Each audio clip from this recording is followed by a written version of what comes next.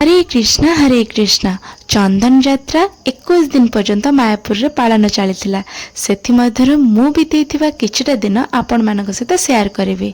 सकाळ सकाळ आमको प्रसाद रे मिल जाइतला छेना काकुड़ी बुट किसमिस खजूरी ता सहित अनेक प्रसाद सेतिक खाई दे आमको मिल जाइतला पखाळ सहित आलू भर्ता आलू भरजा काकुड़ी आ बड़ीचूरा ताकू खाई सारला पर मु बाहर पड़थिले मठ को जोठी के आमर प्रभुंक पई चंदन घोरा कार्यक्रम स्टार्ट हो जाइतला। तो मु भी कहली मु भी टिके घोरी देबी।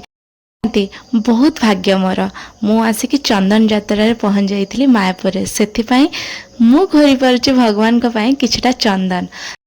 तापरे 4-5टा बेल को आमे 3 जण बाहर पड़थलु माने मो ननंद आ मो भणजा आ मो बाहर पड़थली इस्कन को जोठी की आम भाई सहित देखाई जाइतला माने मो ननंदी सहित देखाई जाइतला सेठू आमे समस्त मिसिकी जाइथिलु चंदन यात्रा देखिया को। मु प्रथम थर करी इस्कन को जाइथिली चंदन यात्रा देखिया को।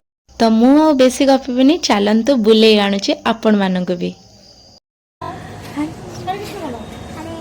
हरे कृष्ण बाबा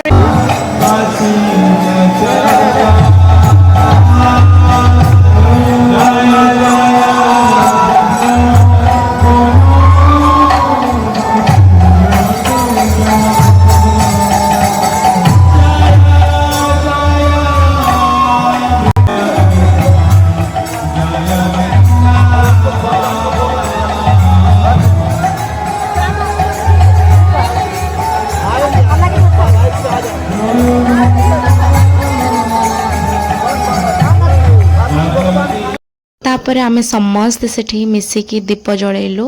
दीप जल सारा पर आमे बाहर पड़थलु इस्कन भितर को माने मंदिर भितर को जोठी कि मो राधा कृष्ण को दर्शन करथिली ता सहित पंचतत्व को दर्शन करथिली। आ भितर को मोबाइल अलाउ नाही किंतु भाई जेहेतु सेठी काम करछंती तांको माध्यम रे मो ए वीडियोटी करि परिछि। सेठू बाहर साइला परे आमे प्रसाद पाइबा को आसिलु जोठी कि बहुत ही भिड़ थिला जोठी कि फ्री रे ही प्रसाद दिया जाउतिला आउ लेडीज मानक लाइन प्रबल लगी जाइतिला।